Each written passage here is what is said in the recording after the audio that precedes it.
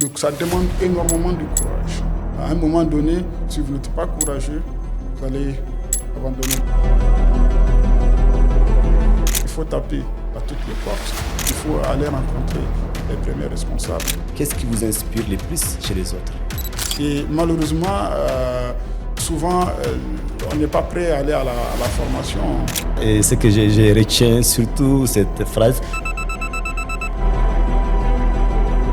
Je me rappelle, j'étais en déplacement aux États-Unis, j'ai rencontré une dame. Nous communiquons énormément en termes de redevabilité pour que le bailleur nous apporte son aide, puisse savoir réellement où est parti son argent. Chaque épisode, nous explorons des parcours inspirants, des idées fortes et des histoires qui éclairent notre société d'aujourd'hui. Ici, nous donnons la parole à celles et ceux qui agissent, innovent et transforment leur communauté.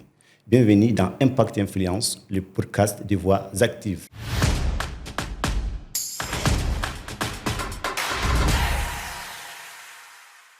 Comme vous le voyez, nous recevons Moussa Abba Diallo. Né à Tombouctou, une ville marquée par l'histoire, les défis et la résilience, Moussa Abba Diallo a compris que servir les autres n'était pas un choix, mais une responsabilité. Enraciné dans sa communauté, il a grandi avec la conviction que l'humanitaire commence là où les besoins sont les plus urgents. De Bamako à Tombouctou, au terrain les plus vulnérables, il a travaillé au sein de plusieurs organisations internationales, toujours guidé par une même mission, protéger la dignité humaine. Président de l'ONG AMSOD, Association Malienne pour la solidarité et le développement, vice-président de la PONA, plateforme des organisations nationales actives dans l'humanitaire et secrétaire à la communication de l'association des ressortissants pour le développement du cercle de Tombouctou. Moussa met sa voix, son énergie et son leadership au service des populations. À la Jeune Chambre internationale. Entrepreneur social, il croit fondamentalement que l'action peut changer des vies. Pour Moussa Abba Diallo, l'humanitaire n'est pas un métier, c'est un engagement de toute une vie. Monsieur Moussa, merci d'avoir accepté notre invitation. Merci de m'avoir invité. C'est vraiment un réel plaisir de vous avoir parmi nous, chez vous, ici à Tombouctou. Moussa, avant d'introduire, et vous pouvez nous parler de votre parcours. Pour beaucoup vous ont connu à travers la JCI, à travers votre agence de com, puis dans d'autres ONG. Vous revenir sur toutes ces étapes de votre vie. Merci beaucoup. Je voudrais commencer d'abord par vous remercier, comme je l'ai dit tantôt, pour cette invitation qui me va droit au cœur et qui c'est véritablement aussi un honneur pour moi aussi d'être avec vous pour cet entretien. Je suis Moussa Abba Diallo, comme vous l'avez dit. Je suis le vice-président de la plateforme des ONG nationales actives dans l'humanitaire, qu'on appelle PONA, président également aussi donc, de l'ONG AMSOD, qui est une association malienne qu'on appelle Association malienne pour la solidarité et le développement, qui est une ONG nationale, et également aussi comme vous l'avez dit, aussi très actif également aussi dans le milieu associatif tel que la Jeune Chambre dont je suis sénateur, mais aussi également l'association des ressortissants pour le développement du cercle de Tombouctou, la RDCT dont j'assure le secrétariat à la communication et à l'information. Ok, très intéressant Moussa. Et qu'est-ce qui vous a motivé à aller dans l'humanitaire? Où est venu les déclics?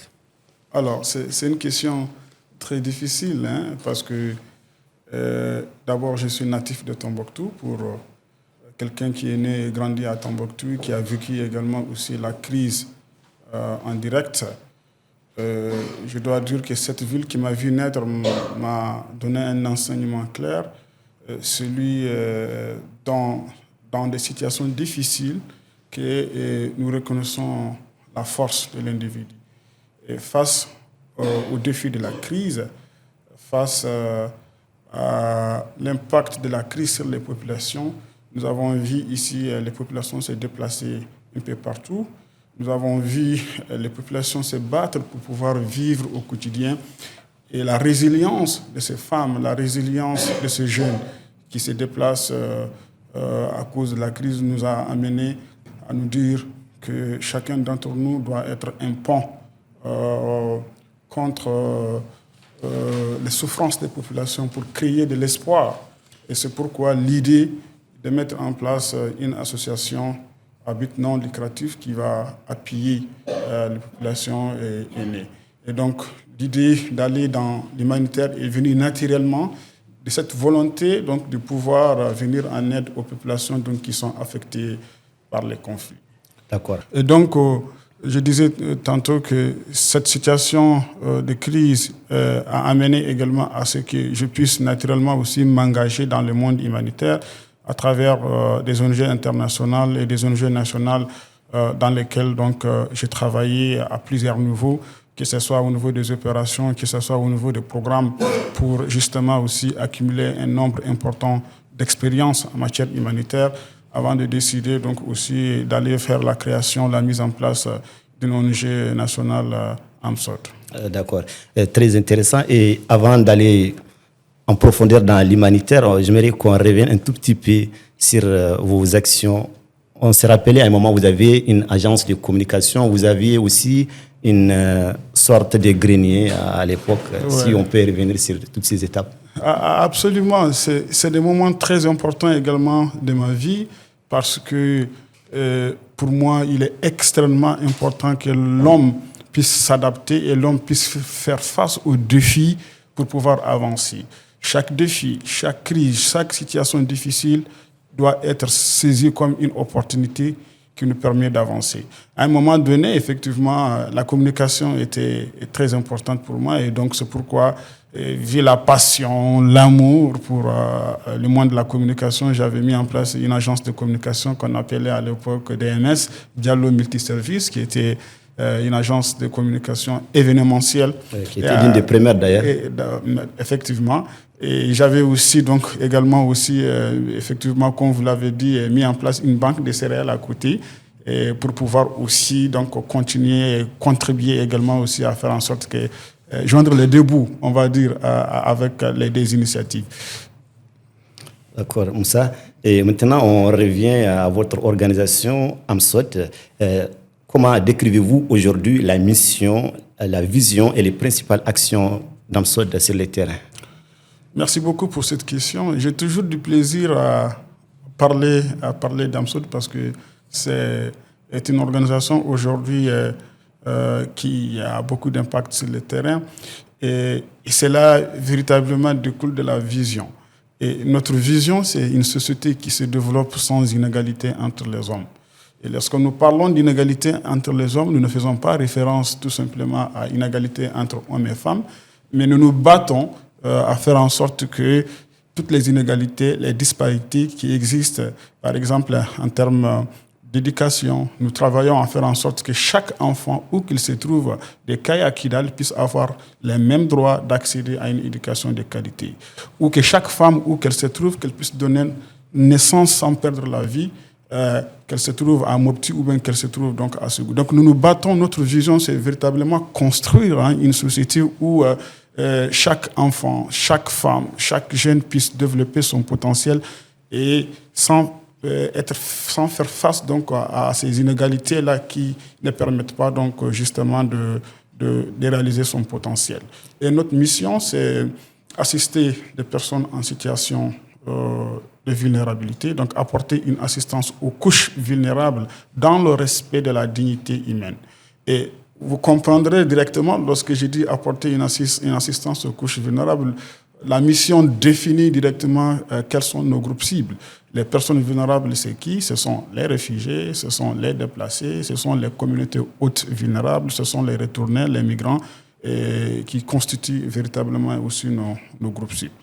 D'accord. Vous avez parlé d'impact tout récemment. À Bamako, on vous a décerné un prix, une distinction pour vos efforts en tant que meilleur humanitaire de l'année. Qu'est-ce que cette distinction représente pour vous? Est-ce que ce n'est pas un moment, une sorte de lobbying pour vous pousser davantage à travailler, à redoubler d'efforts? C'est une distinction très importante qui représente 13 ans d'engagement, 13 ans de détermination, 13 ans de réalisation sur le terrain, 13 ans d'appui, de réduction des souffrances de communautés affectées par les conflits.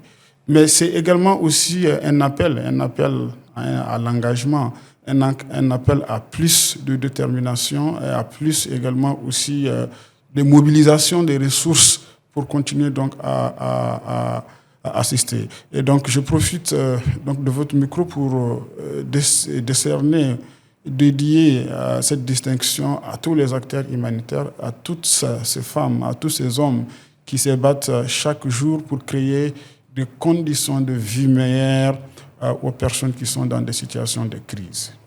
D'accord, merci. Et en tant que vice-président de la plateforme des ONG nationales actives dans l'humanitaire, quel rôle cette plateforme joue dans la coordination et l'impact de vos actions? Merci beaucoup pour cette question.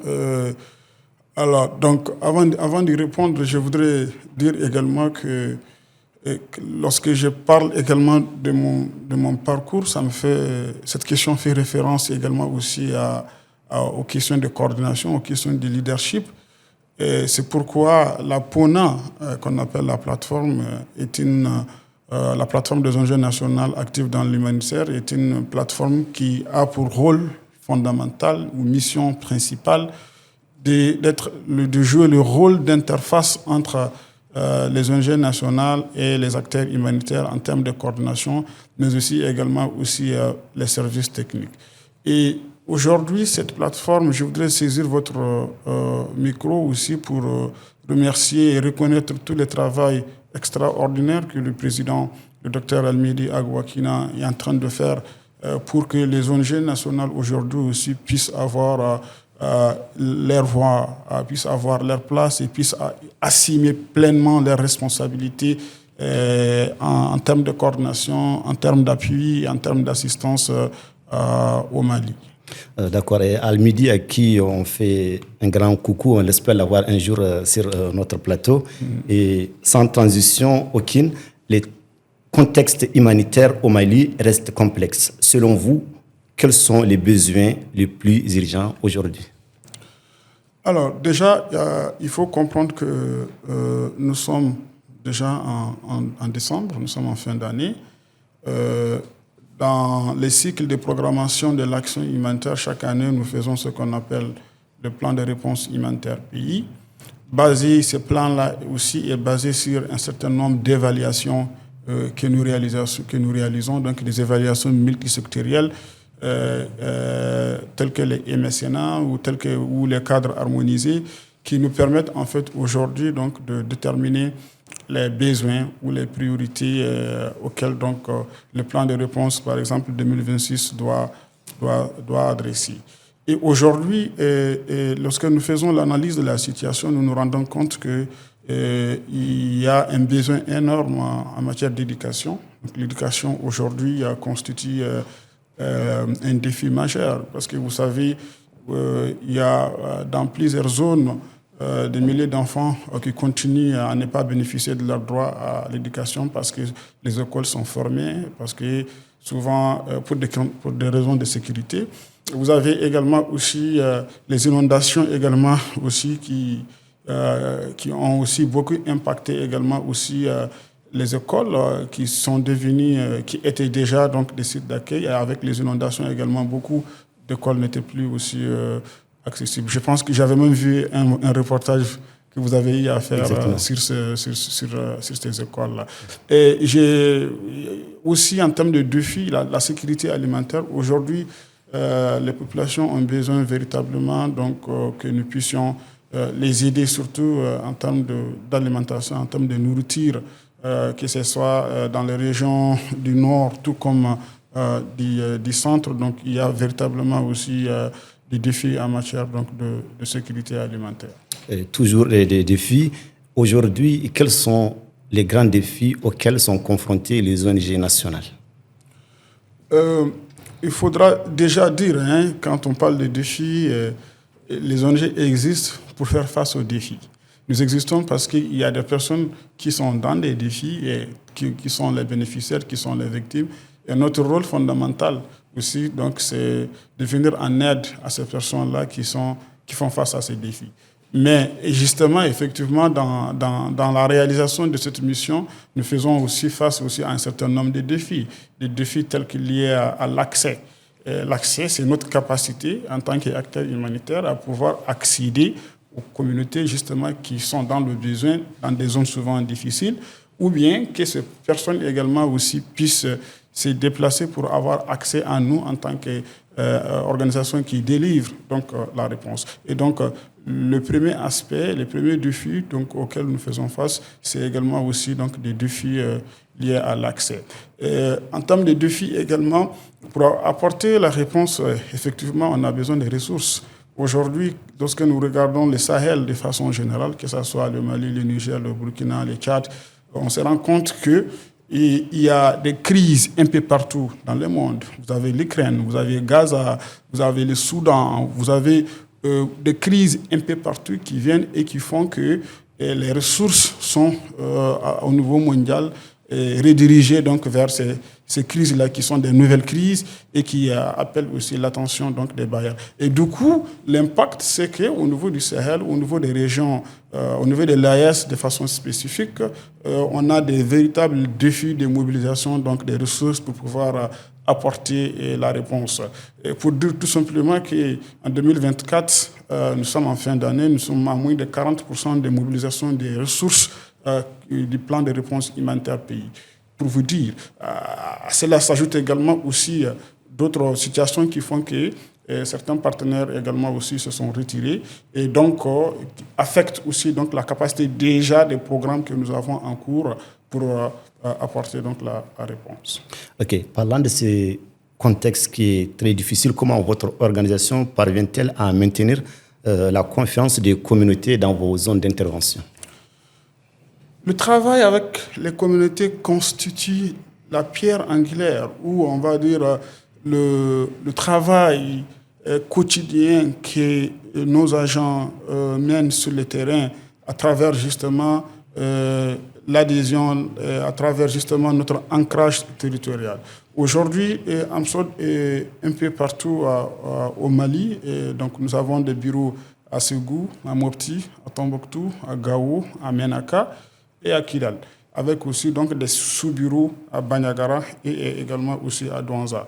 Et cette grande capacité aussi donc, de couverture fait qu'aujourd'hui, nous avons la confiance des communautés parce que toute notre approche d'intervention également se base aussi sur l'implication des leaders communautaires. Nous avons un vaste réseau de plus de 1700 volontaires qu'on appelle les VA AMSOD et qui sont issus des communautés qui sont impliqués depuis l'étape donc, de conception des projets, d'évaluation des besoins, et qui sont également aussi impliqués également aussi dans la mise en œuvre. Nous travaillons également aussi en étroite collaboration avec les autorités dans toutes nos zones d'intervention. Et donc, cette synergie d'action avec les parties prenantes fait qu'aujourd'hui, AMSOD bénéficie véritablement d'une confiance au sein des communautés. Et toute situation qui arrive, nous travaillons avec elles, nous leur expliquons que ce soit les réductions, que ce soit les démarrages ou bien les fins des projets. Nous leur expliquons clairement donc, le contexte donc, dans lequel nous évoluons. Bonsoir Moussa, j'espère que ça se passe bien à Tombouctou. Je sais que tu participes ce soir à un podcast et donc je fais cette vidéo pour te donner un conseil mais également te poser une question. Alors, le conseil, c'est de rester toujours fidèle à tes valeurs, même quand parfois l'urgence nous pousse à aller au-delà. Dans notre secteur humanitaire, l'impact durable ne vient pas seulement du travail que nous faisons, mais c'est également de comment nous le faisons, avec éthique, avec compassion et respect des communautés. Donc, garde toujours ton humanité comme boussole. Et la question que je vais te poser, Moussa, c'est dans ton travail, quel a été le moment fort où tu te dis que ton engagement humanitaire a changé la vie d'une communauté? Merci beaucoup et à bientôt. Véritablement, le sens de notre intervention, c'est chaque action, chaque projet que nous menons vise à faire sortir une personne, d'une situation difficile, vise à faire en sorte que l'espoir, le sourire puisse être sur le visage d'une personne qui a perdu l'espoir. Et donc, de façon générale, chaque projet que nous avons réussi à mobiliser les ressources et à implémenter sur le terrain nous rend fiers, et j'en suis sûr aussi, rend fiers également aussi toutes ces personnes. Mais je voudrais particulièrement, je me rappelle, j'étais en déplacement aux États-Unis, j'ai rencontré une dame avec qui j'ai beaucoup échangé et qui a mis à notre disposition 300 euros. Ces 300 euros, lorsque je suis arrivé au Mali, dans la région de Mopti, on nous a référé la situation d'une femme avec son enfant très difficile. Et comme je l'ai dit, avec le contexte, beaucoup de partenaires se sont retirés en termes de protection. Et cette femme se trouvait vraiment dans une situation très, très difficile. Et lorsqu'on a reçu le référencement, je dis tout de suite à mon équipe, s'il y a une dame qui vient de nous donner 300 euros, et appuyer cette dame-là, faites en sorte que l'enfant puisse avoir tous les kits nécessaires qu'il faut pour que cet enfant puisse vivre. Oh. Et la dame, elle était tellement contente. L'équipe a payé tous les kits de protection, tout ce qu'il faut pour l'enfant. Et la dame a fait un témoignage très émouvant que nous avons envoyé à la dame également, et qui a aussi répliqué en disant qu'elle veut faire plus. Oh. Et donc, cette action, c'est véritablement resté gravé dans ma mémoire, parce que c'est aussi lorsque le travail bien fait est toujours aussi récompensé. Et lorsque nous faisons notre travail de façon correcte, on a toujours également aussi la possibilité d'aider également aussi d'autres personnes. D'accord, c'est vraiment une histoire qui touche. Et donc, si je comprends bien, vous faites toujours un retour, une redevabilité envers ces personnes de bon cœur qui vous accompagnent dans vos actions de tous les jours. Absolument. La redevabilité est un élément important dans tout ce que nous faisons. D'abord, nous faisons en sorte que le travail que nous faisons soit connu à travers nos différents réseaux sociaux, à travers nos différentes pages. Nous communiquons énormément en termes de redevabilité pour que le bailleur qui nous finance, la personne individuelle qui nous apporte son aide, puisse savoir réellement où est parti son appui, où est parti son argent.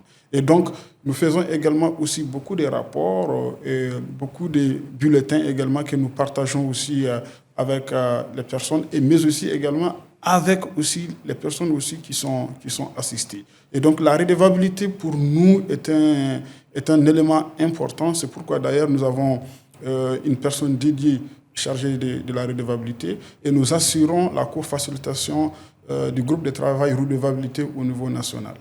C'est vraiment quelque chose que j'aime beaucoup chez vous. D'ailleurs, vous êtes une des rares organisations nationales qui le fait. Et d'ailleurs, je me rappelle l'année dernière, vous avez, si je ne me trompe pas, organisé la nuit de la redevabilité avec tous vos... Exactement. Cette nuit de redevabilité est organisée chaque année, et même cette année d'ailleurs, nous allons l'organiser. Il s'agit pour nous donc de rendre compte de ce que nous faisons, d'inviter tous les bailleurs, d'inviter les bénéficiaires, d'inviter les autres acteurs humanitaires avec lesquels nous travaillons en synergie pour montrer en image l'impact de nos réalisations sur le terrain et pour rendre compte également auprès de nos autorités également le travail aussi que nous sommes en train de faire. C'est vraiment très important. Et Moussa, comment voyez-vous l'avenir de l'humanitaire au Mali et quel rôle les ONG nationales peuvent jouer pour renforcer la résilience des Maliens? L'avenir de l'action humanitaire au Mali, je pense que c'est prometteur, parce qu'aujourd'hui, nous avons véritablement donc, les autorités qui accordent une importance capitale à la coordination donc, de l'action humanitaire. Nous avons, personnellement, j'ai accompagné Madame le ministre de la Santé et du Développement social, qui s'occupe également aussi des questions humanitaires dans beaucoup de missions à l'intérieur du pays, que ce soit, on était ensemble à Bandiagara, on était ensemble à Sofara, on était ensemble à Kaï. Et aujourd'hui, donc, les autorités accordent une importance capitale au rôle de l'État en termes de coordination dans l'action humanitaire. Donc ça, c'est un élément très déterminant qui permet donc justement à ce que toutes les actions futures qui vont être menées aussi soient également aussi coordonnées et beaucoup plus efficaces parce que nous travaillons en synergie. Et les ONG nationales aujourd'hui jouent et doivent jouer et doivent continuer à jouer leur mission fondamentale en tant qu'acteurs de première ligne dans la réponse humanitaire. Aujourd'hui, nous sommes en train de parler de la localisation nous nous battons d'ailleurs pour ça, je suis également aussi le leader du pilier localisation dans l'équipe humanitaire pays. Et ça, c'est véritablement une approche qui permet à ce que les ONG nationales puissent continuer à bénéficier et à jouer leur rôle de coordination d'abord en assurant la co-facilitation ou le lead des clusters ou des groupes de travail au niveau de la coordination, mais aussi également de faire en sorte qu'aujourd'hui, les ONG nationales bénéficient beaucoup surtout des renforcements des capacités qui vont leur permettre donc de continuer à délivrer l'assistance dans les zones les plus reculées et d'apporter la réponse déjà lorsqu'il y a un mouvement donc de population. Mais aussi donc de continuer aussi à bénéficier directement aussi donc des fonds pour aussi leur développement organisationnel donc, et institutionnel. Aujourd'hui, pour avoir compte tenu, comme je l'ai dit tantôt, du contexte des raretés des ressources, nous devrons travailler à faire en sorte que les ONG nationales donc, puissent aussi bénéficier des programmes, bénéficier donc des ressources pour pouvoir apporter la réponse de manière efficace et de manière efficiente. Ok, merci. Ça, avant d'entamer notre deuxième partie du podcast, j'aimerais vous demander le conseil que vous donnerez à un jeune Malien qui veut faire carrière dans l'humanitaire. Alors, j'ai l'habitude très souvent, en tant que président d'AMSOD, je reçois beaucoup de jeunes, soit qui veulent travailler au sein de l'action humanitaire, soit qui ont créé également aussi les ONG qui viennent aussi demander des conseils sur comment est-ce qu'il faut travailler. Et le premier conseil que je voudrais donner, c'est la formation. Il faut se former. L'action humanitaire est un domaine très spécifique. Malheureusement, nous n'avons pas des écoles et des universités spécifiquement dédiées à la formation donc, des acteurs humanitaires. Et donc, d'aller véritablement vers des formations modulaires qui leur permettent d'avoir une connaissance approfondie des principes humanitaires. Et ça, c'est extrêmement important.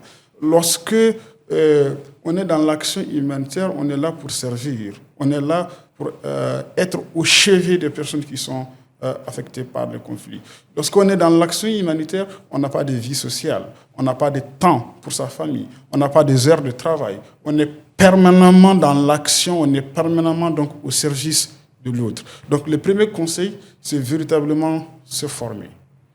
Et savoir c'est très important. Voilà. Et malheureusement, souvent, on n'est pas prêt à aller à la formation. Voilà, on veut tout de suite devenir expert d'un domaine sans avoir donc aussi donc sans formation, c'est impossible. Voilà, sans formation, c'est pratiquement impossible.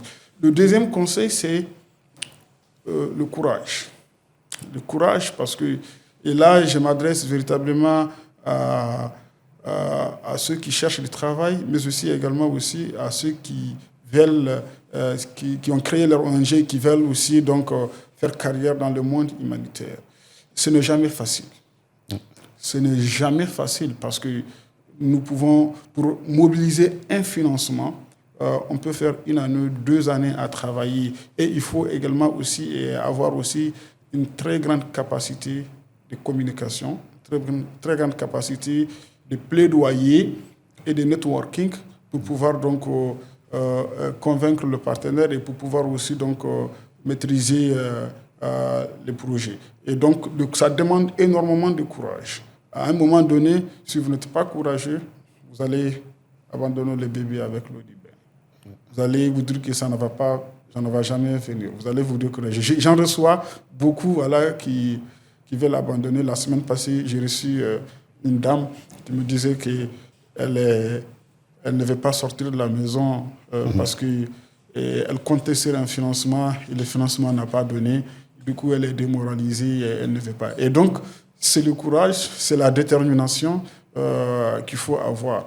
Et lorsqu'on est à la recherche de l'emploi, j'ai toujours dit, le premier travail de celui qui n'a pas d'emploi, c'est la recherche de l'emploi. Tout à fait. Et donc, on ne doit pas se décourager dans la recherche de l'emploi. Il faut taper à toutes les portes. Il faut aller rencontrer les premiers responsables. Il faut faire le sacrifice de faire du volontariat, de faire du bénévolat, sans demander et sans attendre immédiatement donc aussi des salaires ou bien des ressources. Ok, merci Moussa. Et ce que je retiens surtout cette phrase, le premier travail de celui qui cherche un travail, c'est d'avoir la recherche du travail. Monsieur Moussa, la communication, c'est quelque chose qui compte beaucoup pour votre organisation. Et toujours dans ce même sens, tout récemment, votre organisation a mis en œuvre un projet de radio. Vous pouvez nous revenir sur ce projet? Merci beaucoup. La radio, vous savez, est un outil extrêmement important de communication, surtout dans notre contexte actuel. La radio qu'on appelle la HDFM, la radio Humanité et Développement, a été mise en place donc, pour servir également des traits d'union entre les acteurs humanitaires, les autorités et également aussi donc, les communautés. Parce que aujourd'hui, en termes de redevabilité, il est important que tout ce que nous faisons soit accessible aux communautés. Les communautés parlent plusieurs langues, donc nos langues locales. C'est pourquoi la radio émet dans plusieurs langues, que ce soit le Soraï, le Tamashak, l'arabe, le Bambara, le Peul, le Dogon. Nous émettons donc dans plusieurs langues pour que justement les préoccupations des communautés puissent être remontées vers les acteurs humanitaires, mais aussi également les services disponibles, les assistances disponibles auprès des acteurs également aussi puissent être donc connus également aussi donc des communautés. Et donc la radio a été créée donc justement donc dans ce sens-là pour combler donc les gaps ou le vide communicationnel qui existe et également servir véritablement d'outil qui permet d'améliorer notre façon donc de travailler dans l'action humanitaire. Ok, merci. Parlant d'accessibilité, je sais que la radio, les programmes de la radio sont écoutés un peu partout à travers le monde via Internet, mais est-ce que dans vos zones d'intervention, les gens ont accès directement via les stations FM? Absolument. Déjà, nous émettons sur la 96.00, ça c'est la fréquence modulaire, mais aussi donc nous travaillons aussi avec un vaste réseau de radios partenaires dans toutes nos zones d'intervention humanitaire, que ce soit à Ségou, à Mopti, à Tombouctou, à Gao, à Ménaka, à Kidal. Nous avons des radios partenaires avec lesquels donc nous travaillons et qui diffusent également aussi donc nos programmes pour faire en sorte que de façon synchronisée, et toutes les zones humanitaires, toutes les personnes qui sont dans les zones humanitaires également puissent aussi avoir accès donc justement aux informations humanitaires. Merci pour ces informations. Moussa, maintenant nous allons entamer la deuxième et dernière partie qui consiste à poser des questions. On l'appelle cette rubrique les questions en rafale avec des réponses courtes. La plus grande leçon que la vie vous a enseignée récemment? L'humilité, être humble dans la vie. Quel moment a changé votre façon de voir le monde? Lorsque je suis devenu président d'Amsod. Quelle croyance avez-vous dit abandonner pour avancer? Souvent, il faut, même si on a raison, souvent il faut accepter d'avoir tort. Quel est, selon vous, le plus grand malentendu que les gens ont sur votre domaine, à savoir l'humanitaire? Il y a beaucoup d'argent dans le monde humanitaire. Si vous pouvez transmettre une seule valeur à la prochaine génération, laquelle serait-ce? Prenez vos responsabilités et agissez. Qu'est-ce qui vous inspire le plus chez les autres? La constance dans le travail. Quelle petite action quotidienne a le plus transformé votre vie? Je dirais le fait de me lever chaque jour pour aller au bureau.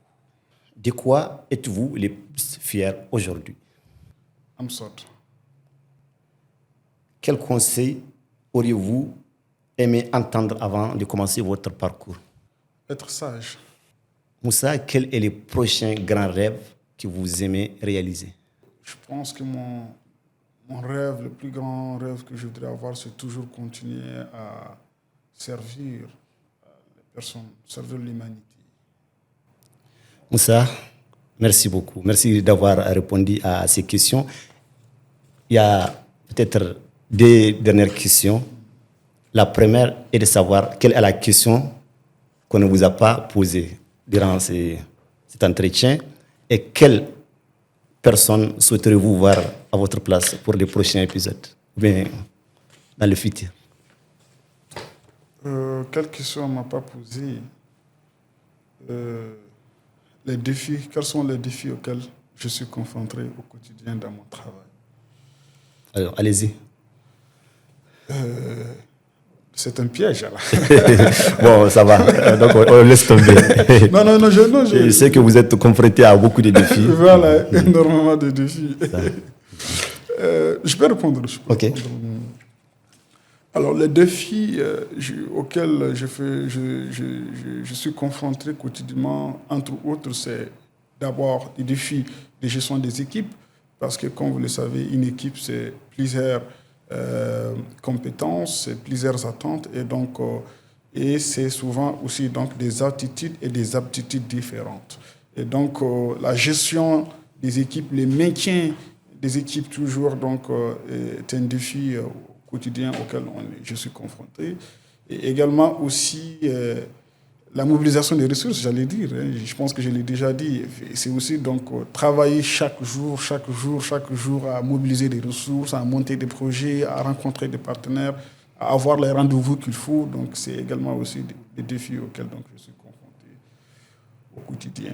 Et le dernier défi, c'est une chose, c'est d'avoir un financement, et autre chose, c'est de gérer le financement. Et donc, en même temps, on est dans la mobilisation, mais aussi également aussi, on est dans la mise en œuvre. Je dirais, docteur Elmidi Agwakina, j'espère qu'il sera là pour la prochaine émission. Et on l'espère également. Merci Moussa. Et c'est vraiment un réel plaisir de vous avoir, comme je le disais dans l'introduction. Donc, on espère que cet entretien va beaucoup servir nos auditeurs, nos followers qui nous suivent sur le net. Merci. Et cet épisode est à retrouver sur toutes nos plateformes digitales. Donc, si vous l'avez aimé, partagez et surtout amplifiez les voix qui font bouger les choses au Mali. À très bientôt.